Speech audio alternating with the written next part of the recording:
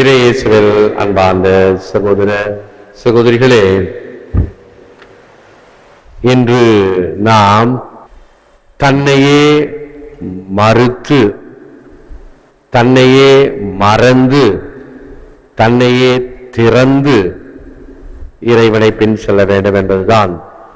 Those who lose their life for my sake will find it என்று மத்தேயு 16:25 என் பொருட்டு தம்மையே அழித்துக் கொள்ளுகிற எவரும் வாழ்வடைவார் என்ற நற்செய்தியை நாம் பெறுகிறோம். புனித இக்னாசியஸ் லோயோலா, இக்னேஷியஸ் ஆஃப் ஆன்டியோக், அவர் கொலைக்களத்திற்கு இழுத்துச் செல்லப்படும் பொழுது அவர் சொன்ன வார்த்தைகள் இவைகள்: I am wheat for him, ground fine by the lion's teeth, to be made purest bread for Christ.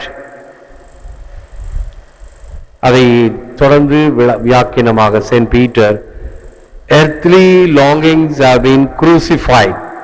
In me there is left no spark of desire for mundane things, but only a murmur of living water that whispers within me, come to the Father.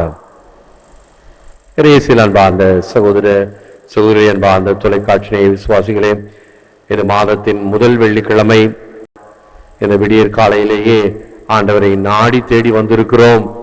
ஏராளமான மக்கள் தொலைக்காட்சியின் வழியாக, இணையதளத்தின் வழியாக விசுவாசத்தோடு பார்த்து கொண்டிருக்கிறார்கள், இதில் பங்கேற்றுக் கொண்டிருக்கிறார்கள்.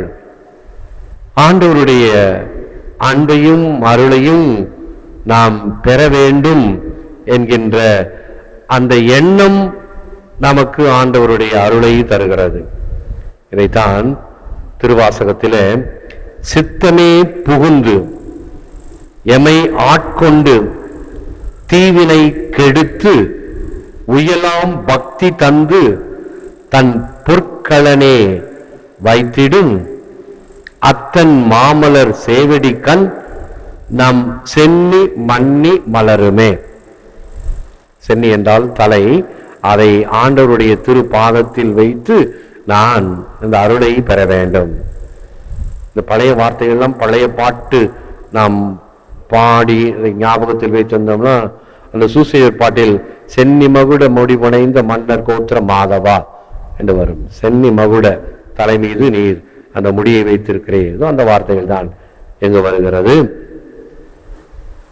சித்தமே புகுந்து, என் உள்ளத்தில் புகுந்து, வெறும் வெளியிலே வார்த்தையாக அல்ல, என் சித்தத்துக்குள் புகுந்து என்னை ஆட்கொண்டு, இறைவன் நம்மை ஆட்கொள்ள வேண்டும். தூய சின்னப்பரை ஆட்கொண்டது போல அப்போஸ்தலர்களை தன்னுடைய சீடர்களாக ஆட்கொண்டதை போல ஆட்கொண்டார் என்றால் தீவினை கெடுத்து, நம்மிடம் இருக்கக்கூடிய தீவினைகள் எல்லாம் போய்விடும். சூரியனை கண்ட பனி போல நம்ம அநேகருக்கு ஒரு பயம், அது பயப்படுற மாதிரி மற்றவங்க சொல்ற வார்த்தைகள் நமக்கு பயப்படும். உங்க வீட்டுல சூனியம் வச்சுட்டாங்க, பில்லி சூனியம் வச்சுட்டாங்க, அவ்வளவுதான். யாராவது ஒருத்தர் கொளுத்தி போட்டுட்டா அது பத்திக்கிட்டு எரியும். அது இருக்குதோ இல்லையோ, உண்மையோ பொய்யோ கிடையாது, இது மண்டையிலே போடும். ஆனா இங்க என்ன சொல்லுது? சித்தமே புகுந்து, யார் இறைவன் புகுற வேண்டும். அதுக்கு பதிலாக யாரோ ஒருத்தர் பொறாமையினாலேயோ ஏதோ ஒரு கோபதாபத்தினாலேயோ கொளுத்தி போட்டு உங்க வீட்டுல பில்லி சூனியம் இருக்குது, அது மண்டையில பூந்துட்டு இருந்தா என்ன வேலை செய்யும்? சாத்தான் தான் வேலை செய்யும். இறைவனை உன் உள்ளத்தில் புகுத்துக்கொள், தீவினைகள் எல்லாம் கெடுத்து உயலாம் பக்தி தந்து, உயரக்கூடிய பக்தியை தந்து, இறைவனுடைய அந்த பாத கமலத்திலே நாம் பணிந்திருக்கக்கூடிய அந்த மரியாதை போன்று நல்ல பங்கை தேர்ந்து கொண்டவர்களாக இருந்தோம் என்றால் எந்த தீவினையும், எந்த சாத்தானும், எந்த ஒரு கெடுமதியும் எதுவும் செய்ய முடியாது. நிச்சயமாக ஆண்டவருடைய அருள் நமக்கு கிடைக்கும் என நம்பிக்கையை நாம் பெற்றுக்கொள்ளலாம். அடுத்த ஒரு 3 ஆங்கில வரிகளையும் பாருங்கள், மிக அருமையாக கருத்து கொடுக்கப்படுகிறது. Doubts look back, worry looks around, faith looks up. Doubt looks back, பின்னாடி யாராவது வராங்களோ, நம்ம யாராவது துரத்துறாங்களோ, திருடன் இருக்கிறானா, பாம்பு இருக்குதோ, பூச்சாண்டி இருக்குதோ, பூதம் இருக்குதோ, இதெல்லாம் பயங்கள், சந்தேகங்கள். ஓட்டப்பந்தயத்தில் ஓடுறவன் பின்னாடி திரும்பி பார்க்க கூடாது. உன்னுடைய இலக்கு, குறிக்கோள், வெற்றியின் எல்லை, அதை நோக்கி ஓடிக்கொண்டிருக்க வேண்டுமே தவிர பின்னால் திரும்பி பார்த்து பின்னாடி எவ்வளவு தூரம் வராங்க தேவையே கிடையாது. Doubts look back, worry looks around. எங்க பார்த்தாலும் ஆண்டவன் கண்ணுக்கு இருண்டதெல்லாம் பேய், எல்லாம் பேய், பிசாசு, இவைகள் தான் நம்மை ஆட்கொண்டிருக்கின்றன. ஆனால் நான் நம்பிக்கையோடு, விசுவாசத்தோடு இறைவனை உயர்ந்து நோக்குகிறேனா, மேலே அண்ணாந்து பார்த்து செபிக்கின்றேனா என்பதுதான் நாம் இன்று சிந்திக்க வேண்டிய ஒரு அருமையான கருத்து. When one loves, one does not suffer. If one does suffer, the very suffering is loved. இயேசு தன்னையே மறுத்து, தன்னையே வெறுத்து, தன்னையே ஒருத்து, மறந்து அவருடைய அடிகளை பின்பற்ற வேண்டும். என்னடியை பின்தொடர என்ன செய்ய வேண்டும்? உன்னடிகள் அத்தனையும் ஒழித்துவிட வேண்டும். என்னடிகள் ஆன பிறகு உன்னடிகள் வேறு என்ன? கவியரசு கண்ணதாசின் அருமையான வார்த்தைகள். எல்லாம் என்னிடம் கொடுத்த பிறகு உனக்கு என்ன பயம், உனக்கு என்ன தயக்கம்? நான் உன்னை கரம் பிடித்து வழிநடத்தி செல்வேன். அந்த அன்பு நம்மை ஆட்கொண்டது என்றால் எதுவும் நமக்கு வலுவாக இருக்காது, துயரமாக இருக்காது, வேதனையாக இருக்காது. ஒரு உதாரணம் அடிக்கடி மறைவுரைகளிலே சொல்லப்படும். ஒரு சின்ன பையன் இன்னொரு சின்ன பையனை, அவன் நல்லா குண்டு கொழுக்கு முழுக்குன்னு இருக்கிறான், கொஞ்சம் வெயிட்டான பையன், அவனை தூக்கி இடுப்புல வச்சுட்டு இருக்கிறான். தம்பி, அவன் கொஞ்சம் கொழுக்கு முழுக்குன்னு இருக்கிறானே, அவனை தூக்குறதுக்கு உனக்கு சிரமமா இல்லையா, பலுவா இல்லையா? இல்லை, அவன் என் தம்பி, என் சகோதரன், ஆகவே அவன் பாரமாக எனக்கு இல்லை என்பது எவ்வளவு அருமையான கருத்து பார்த்தீர்களா? அன்பு என்பது பாரத்தை சுமக்கும், வேதனையை தாங்கும். அதே போன்றுதான் இறை அன்பு நம் உள்ளத்தில் இருந்தால் எல்லா வகையான பிரச்சனைகளுக்கும் நாம் தீர்வை காண முடியும். இதை இயேசுமா காவியத்தில் இவ்வாறு பார்க்கலாம். தியாகத்தினால் தீர்வு வரும், இது தேவன் சித்தம். மாயையில் மயங்கும் மனிதனாகி விடாதே, அதில் எல்லாம் சுகம், சோரே சொர்க்கம் என்றார். நான் அடிக்கடி ஒரு வசனமா சொல்லுவேன், சோறு கண்ட இடம் சொர்க்கம், திண்ணை கண்ட இடம் தூக்கம், கால் போனபடி போக்கும், கண்டதே காட்சி கொண்டதே கோலம். பாரதியார் என்ன சொல்லி திட்டுவார் தெரியுமா? வெந்ததை தின்று வந்ததை விதி என்று சொல்லி வாழுகின்ற கேடுகெட்ட மனிதர்கள். என்ன பண்றது, என் தலைவிதி எனக்கு இப்படி போச்சு, இப்படி அமைஞ்சு போச்சு, தவறு. இறைவன் அனைவருக்கும் வாய்ப்பை கொடுத்து கொண்டே இருக்கிறார்.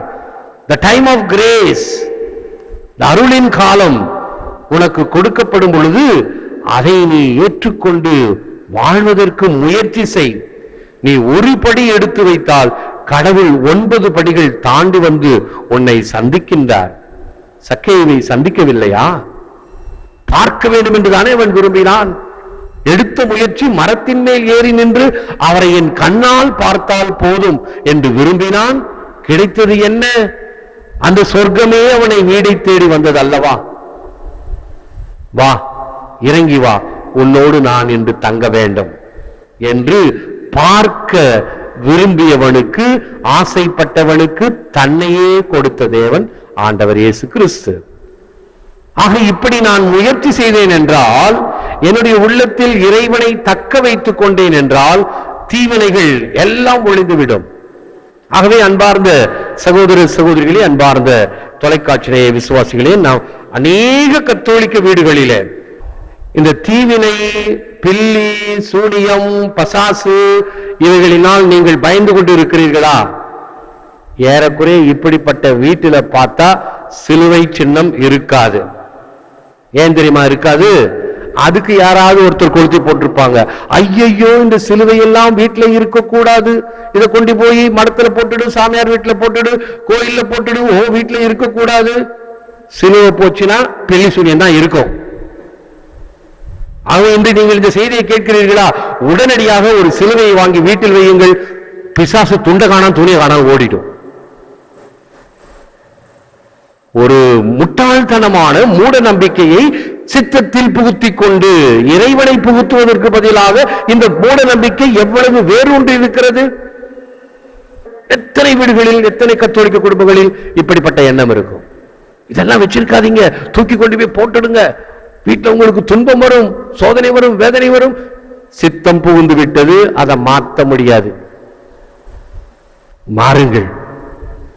இயேசுவினுடைய சிலுவை பாடுகள் இல்லை என்றால் மகிமையான மீட்பு இல்லை, மகிமையான உயிர்ப்பு இல்லை. அதை போய் பிசாசு எப்படி டெக்னிக்கா மாத்திடுச்சு, அதை தெரியாம ஏமாந்த சோமாங்கலியார் நம்ம இருக்கிறோமே, என்ன வருத்தம். இயேசுவினுடைய அன்பு, இயேசுவினுடைய தியாகம், இயேசுவினுடைய மீட்பு பலி அனைத்தும் அந்த சிலுவையில் இருக்கிறது. வீட்டிலே அந்த சிலுவை சின்னம் மீட்பின் சின்னமாக, வாழ்வின் சின்னமாக இருந்தால் இவைகள் எல்லாம் சூரியனை கண்ட பனி போல மறையும். ஜெபம். Take Lord and receive all my liberty, my memory, my understanding and all my will, all that I have and possess. You have given them to me. To you, O Lord, I restore them. All things are yours. Dispose of them according to your will. Give me your love and your grace, for that is enough for me. All that I have, God's gifts. எனக்கு கிடைத்ததெல்லாம் கடவுளுடைய கொடைகள். What I become is the gift I give back to God.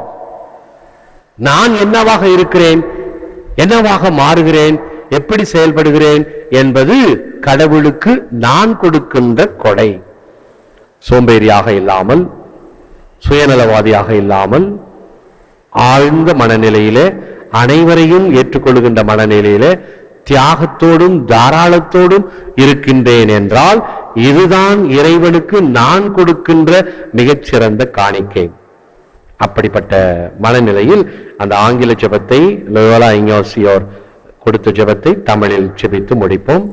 என் தேவனே, எனது சிந்தனை, சொல், செயல், அறிவுத்திறன், விருப்பு வெறுப்புகள் என்னுடையன யாவற்றையும் எடுத்து ஏற்றருளும்.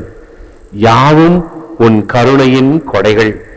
அனைத்தையும் உமக்கே சமர்ப்பணமாக்குகிறேன். உன் திருவுளப்படியே எடுத்தாலும் உம் அன்பையும் அருளையும் தாரும், அதுவே எனக்கு போதும். ஏற்று வரமருளும் இறைவா, காக்கும் கரங்களினால். ஆமென்.